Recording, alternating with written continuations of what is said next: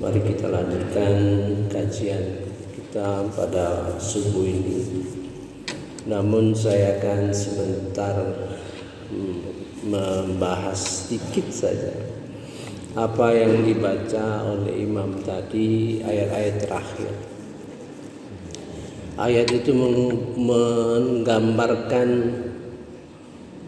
godaan syaitan yang akrab sekali, ya. Jadi setan itu menggoda. Kalau yang digoda itu kira-kira orang yang bertakwa, dia mencari jarak, ya jaraknya itu jauh gitu, ngintip-ngintip gitu, ya, karena orang bertakwa. Kalau tadi orang yang sahabat kental, sahabat yang sudah berjabat tangan dengan syaitan itu, ya berjabat tangan, namanya kalau berjabat tangan itu akrab sekali, ya. Malahan bersama-sama membuat suatu kekuatan, ya, kelompok setan gitu. Jadi nanti kita bahas bagaimana setan itu terhadap orang yang bertakwa, ya, jaraknya itu jauh. Ada orang yang sudah berjabat tangan dengan mesrahnya dengan setan. Jadi kalau orang yang sudah mesra dengan setan itu sudah bukan lagi ditunjukin dengan dorongan yang berkali-kali, ya. Nanti tergambar kita dalam Al-Quran itu hubungan kita dengan setan, ya. Insya Allah mudah-mudahan kita sampai ke situ, ya, walaupun masih banyak persoalan yang kita akan bahas. Mari kita lanjutkan dari sisi alhamdulillah, ya, yang kita baca dalam zikir, ya, yang kita baca dalam Fatihah, ya, yang kita baca ketika bangun dari tidur, ya, yang kita baca mungkin ketika kita bersih, ya. Alhamdulillah yang saya jelaskan kemarin mengandung di dalam Quran itu fakta. Ada 33 substansi di dalam Al-Quran mengenai alhamdulillah. Yang ketika kita baca alhamdulillah terbayang kita substansi tersebut. Sehingga kalau kita baca Al-Fatihah dalam arti semayang sendirian, ya, bisa lebih lama, lebih lambat, ya, untuk membayangkan bagaimana 33 substansi itu yang sudah masuk di dalam hati, ya. Tentu yang sudah masuk dalam hati itu lebih mengendap lama dan cepat, ya. Kemarin kita berkaitan dengan alhamdulillahirabbil alamin, alhamdulillah yang berkenaan dengan Nabi Muhammad SAW yang diturunkan kepada beliau Al-Quran.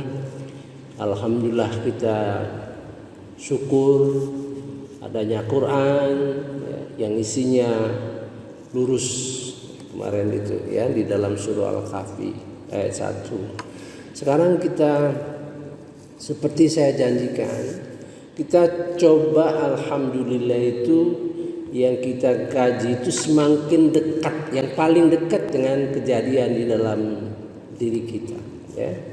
Sekarang alhamdulillah terkait dengan syukur kita, ya, sampai hari ini, sampai detik ini, ya, kita masih selamat daripada istidraj, ya. Banyak mungkin kesalahan kita di dalam hidup ini, tapi kita tidak sampai istidraj.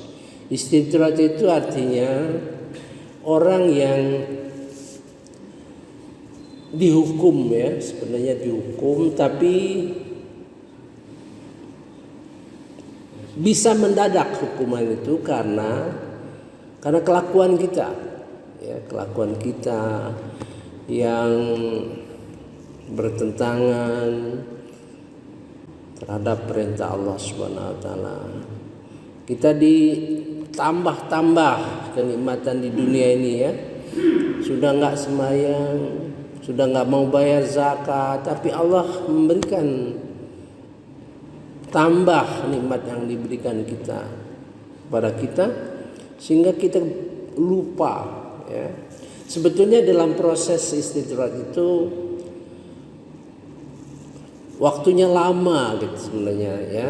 Selalu diingatkan, dicoba, masih lupa ini istidraj ya. Dan istidraj itu sementara yang dibicarakan orang selalu istidraj dalam arti kehancuran kepribadi kita ya. Sebenarnya ada dua istidraj itu. Istidraj kepada sesuatu kekuasaan atau pemerintahan ya juga mengalami istidraj. Sedikit suatu pemerintahan atau suatu rezim atau suatu kekuasaan yang akan menjurus kehancuran. Itu istidraj dua macam di dalam Al-Quran ya. Mari kita baca sumber istidraj itu. Kita tahu supaya sumber istidraj itu ya. Di dalam surah Al-Qalam nomor 44. Jadi dengan tahu istidraj itu penyebabnya apa ya. Jadi kita memahami sehingga bisa menghindari. Di dalam surah Al-Qalam ayat 44 halaman 566 ya, istidraj itu. Jadi kita tahu istidraj itu sebenarnya ini penyebabnya gitu ya. A'udzubillahi minasyaitonirrajim. Bismillahirrahmanirrahim. Maka serahkanlah kepadaku segala urusan ya. Dan orang-orang yang mendustakan perkataan ini ya, Al-Quran kelak akan kami hukum mereka berangsur-angsur dan arah yang tidak mereka ketahui, dari arah yang mereka tidak ketahui.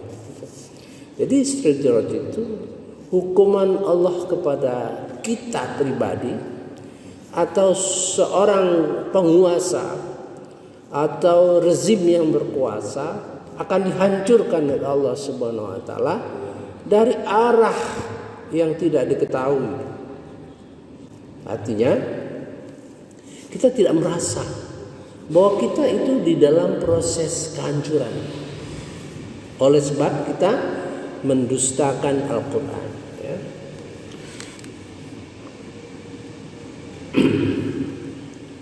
Fazarni, maka serahkanlah kepadaku. Kalau Allah sudah mengatakan begitu, itu begitu tegas ya.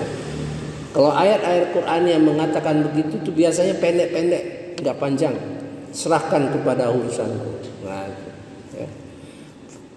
Fazarni wa may yukadzib bihadzal hadis.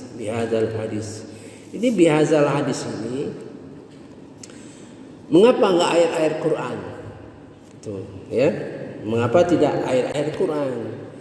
Karena bihadzal hadis itu lebih detail, rincian, atau katakanlah suatu inisiatif ya. Inisiatif ya, yang bertentangan dengan Al-Quran itu dalam prakteknya kan. Fazarni wa may yukadzibu bihadzal hadis pada ana mungkin suatu kebijaksanaan, suatu aturan ya, yang tidak langsung kita pahami, tapi aturan itu berdampak pada kedustaan kepada ayat-ayat Al-Quran. Yang bisa kita bayangkan ya, bukannya nyata betul ini bertentangan dengan ayat, enggak. sesuatu yang kira-kira kalau ditarik ke ayat-ayat Al-Quran sebenarnya itu bertentangan, gitu ya. Ini biasanya ya, mengapa kita berpikir kadang-kadang apa seperti negara kita ini, misalnya negara kita umat Islam banyak yang selalu diberi oleh Allah suatu ujian atau bencana, itu ujian untuk orang umat Islam, bukan untuk bangsa-bangsa lain. Jadi kalau memang terjadi negara-negara Islam, memang kan di situ banyak umat Islam, ya. Kalau misalnya daerah negara yang sudah banyak orang kafir itu dimakmurkan karena kemakmuran itu yang mereka. Mari kita lihat di dalam surah Al-Isra ya, bagaimana kemakmuran itu. Jadi kita tuh jadi nggak merasa iri ya. Memang umat Islam yang dicoba sebetulnya. Kalau orang kafir nggak coba. Makmur pokoknya hebat misalnya ya. Auzubillahi minasyaitonirrajim. Bismillahirrahmanirrahim. Ya, Al-Isra ayat 19, ayat 18 dengan 17.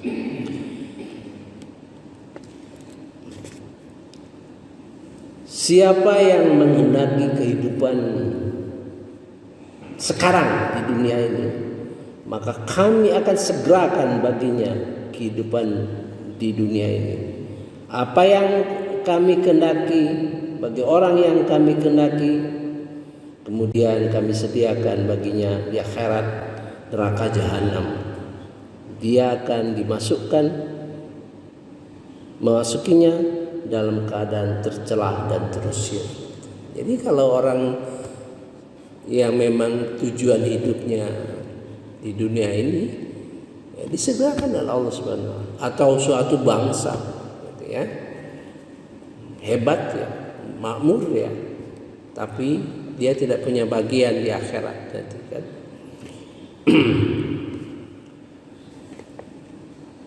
Maka man kana yuridul ajil ajjalna lahu fiha ma nasya. Siapa yang menghendaki kehidupan sekarang ini di dunia, maka kami segerakan baginya bagian di dunia ini. Apa yang kami kehendaki bagi mereka, ya, bagi orang-orang yang kami kehendaki. Lima yuridu summa ja'alna lahu jahannam. Nanti di akhirat ya, mereka akan masuk neraka. Las yaslaha mazmuman madkhura,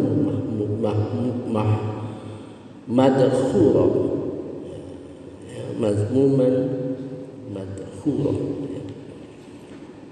Dan siapa yang menghendaki kehidupan akhirat, wa man arada al-akhirah wa sa'alaha sa'yaha wa huwa mu'min fa ulaika kana sa'yuhum mashkura.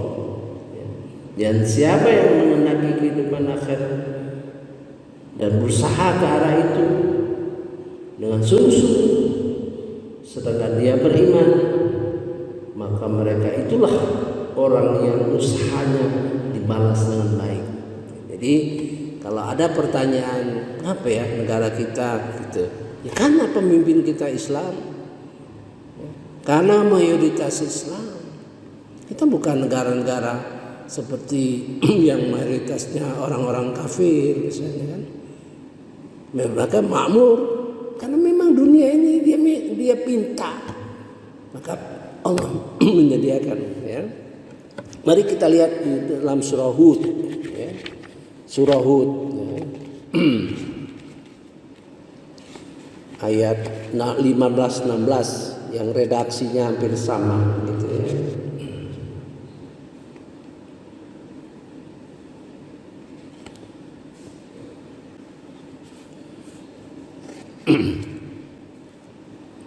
Kalau ini lebih jelas lagi ya. 15, 16 Surah Hud halaman 223.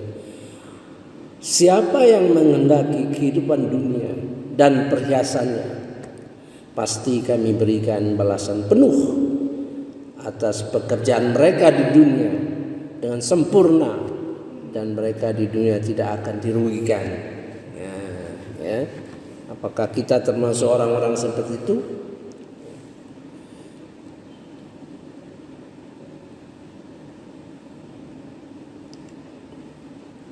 Man kana yuridul hayatad dunya wa zinataha yuwaffi ilaihim a'maluhum fiha wa hum fiha la yubakharun. Tidak dirugikan.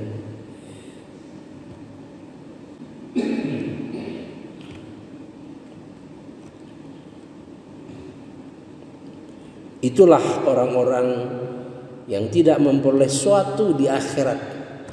Jadi orang-orang tadi tidak akan memperoleh sesuatu di akhirat, ya.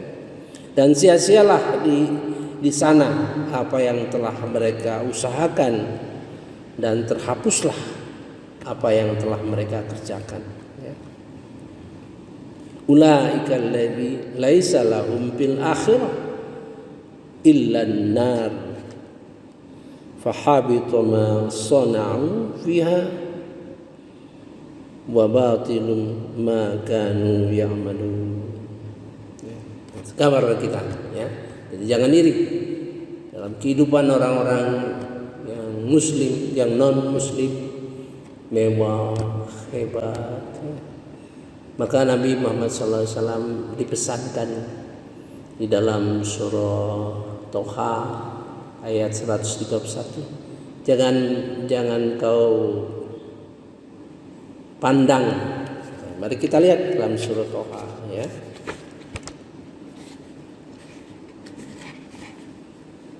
Ayat 131 yang betul-betul kita resapi apa yang diingatkan itu. Halaman 321. A'udzubillahi minasyaitonirrajim. Bismillahirrahmanirrahim. Janganlah engkau tujukan pandangan matamu kepada kenikmatan yang telah kami berikan kepada beberapa golongan dari mereka sebagai bunga, ya, kehidupan dunia, agar kami uji mereka dengan kesenangan itu. Karunia Tuhanmu lebih baik dan lebih kekal. Jadi, ya, wala tamuddanna an ainaika, jangan engkau tujukan pandangan matamu ila ma matta'na bih, kepada apa-apa yang kami beri kesenangan dengannya, azwaja, golongan-golongan minhum, ya, di antara mereka, maksudnya orang kafir, orang pemuja dunia, zahratal hayat dunia, sebagai bunga-bunga kehidupan, linaftinahum fi, dan kami menguji mereka padanya, warizquhum rabbika khairum wa abqa, yang kekal dari Allah itu lebih sempurna dan kekal. Jadi tergambar kita dari 5 ayat itu bisa menjawab, ya. Kadang-kadang kita berpikir seperti itulah, ya, berpikir seperti itu. Ngapa ya negara-negara kita, negara-negara Islam ini kacau begini, ya.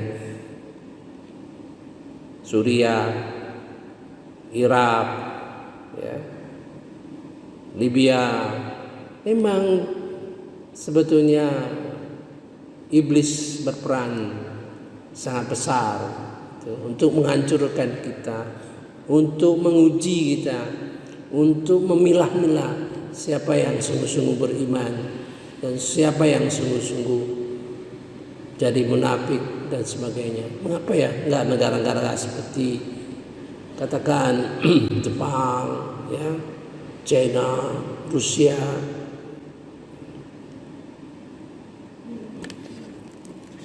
Jadi mereka akan mengalami apa yang disebut istidraj. Fadharni wa man yukadzibu bihadzal hadits sanastadrijuhum min haitsu la ya'lamun, dari arah yang tidak diketahui. Jadi kehancuran seseorang itu akan berangsur-angsur dan dari arah yang tidak diketahui, ya.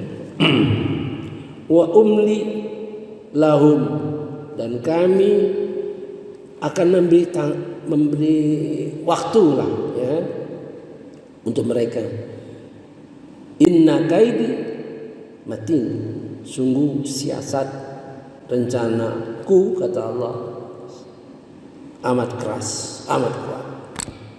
Nah, setelah kita paham istidraj itu, kita mengucapkan sampai saat ini kita, baik diri kita pribadi maupun negara kita, ya, tidak mengalami istidraj sampai saat ini. Kita tidak tahu ke depan, ya. Istidraj bagi pribadi kita, ya, seperti kita lihat banyak orang-orang misalnya karena korupsi ketangkap KPK, dah lama meninggal dalam penjara atau meninggal di dalam proses pengadilan. Banyak kita lihat, dan ada kejadian yang pernah kita lihat. Kita tak usah sebut namanya, tidak, kita hanya membayangkan saja, ya. Nah, untuk itulah kita mengucapkan alhamdulillah rabbil alamin di dalam surah Al-An'am ayat 45, ya. Ayat 44 sebelumnya itu mengenai istidraj orang pribadi. Mari kita baca, gitu.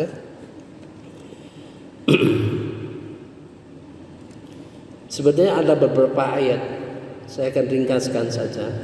Jadi kalau orang mengalami istidraj pribadi, ya, sebenarnya sudah berkali-kali Allah tuh memberikan peringatan, tapi masih nggak sadar, ya. Akhirnya palu godamnya Allah Subhanahu wa taala itu jatuh, ya. Ayat 44 surah Al-An'am, maka ketika mereka melupakan peringatan yang telah diberikan kepada mereka, gitu kan, sering diingatkan. Mungkin dia bertambah-tambah, korupsinya tambah besar. Sebetulnya sudah berkali-kali dia misalnya kena kasus sakit. Seharusnya orang yang beriman dengan sakit berat itu katakanlah memberikan kesadaran, apa ya kesalahanku, begitu, ya. Sudah saya bilang dulu bahwa kalau kita dapat musibah, sakit dan seterusnya, itu dapat dikatakan ujian, ya. Kalau itu ujian, maka kita perhatikan ketaatan kita tambah, ya, zikir kita bertambah dalam keadaan sakit, itu berarti ujian.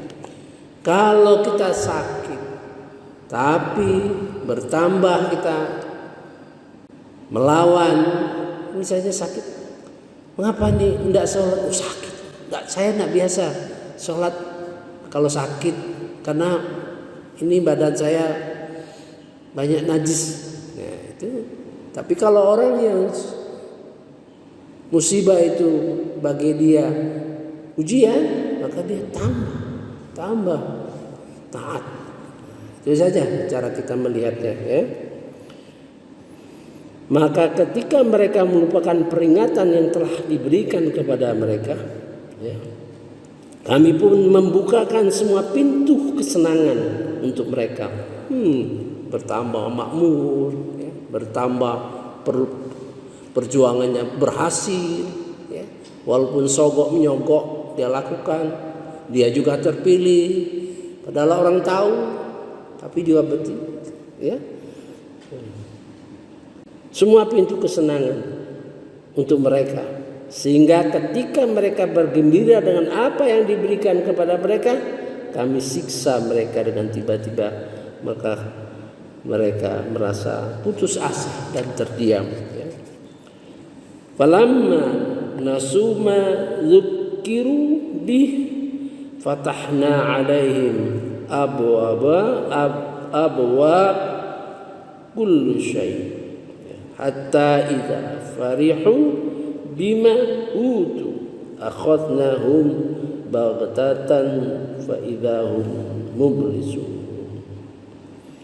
Mereka melupakan peringatan. Nasuma dzukir, telah diperingatkan kepada mereka.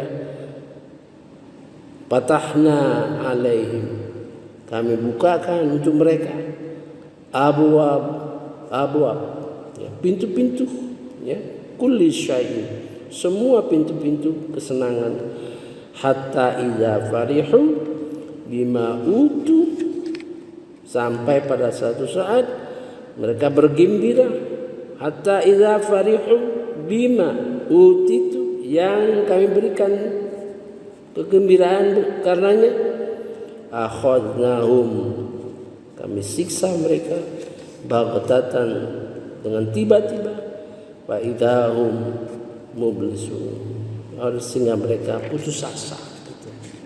Nah, di ayat ke-45, faquti'a dabirul qaum allazi zalamu, kami musnahkan seluruh kaum orang-orang yang zalim, ya, baik diri kita pribadi maupun suatu rezim katakanlah, ya. Dan kita mengatakan alhamdulillahi rabbil alamin. Kita mengatakan alhamdulillahi rabbil alamin karena berkenaan dengan istidraj kepada kita yang sampai saat ini mungkin banyak dosa kita dan sebagainya, tapi ingat, istidraj itu adalah pangkalnya adalah mendustakan ayat-ayat Quran dalam pengertian yang isinya merupakan hal-hal yang bertentangan dengan Al-Quran, bihadzal hadis, ya. Nanti besok kita lanjutkan sehubungan dengan istidraj yang berlaku kepada suatu pemerintahan, suatu rezim, suatu kerajaan dan sebagainya, yang merupakan akan menemui suatu kehancuran apabila tidak sadar mereka untuk selalu menentang Allah Subhanahu wa taala. Maka timbul saatnya sampai tiba-tiba terjadi hal yang tiba-tiba, ya.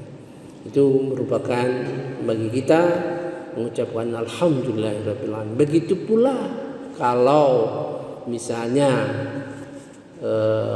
menemukan, ya, kalau kita melihat berita, ya, orang bandar narkoba misalnya ketangkap, ya, penjahat yang korupsi, penjahat yang merusak, kita mengucapkan alhamdulillahirabbil alamin, ya. Karena alhamdulillah itu berarti bisa menyelamatkan anak keturunan kita. Nah, itulah isi daripada alhamdulillah yang kedua, ya. Materinya subhanakallahumma wa bihamdika asyhadu an la ilaha illa anta astaghfiruka wa atubu ilaik. Wallahu a'lam.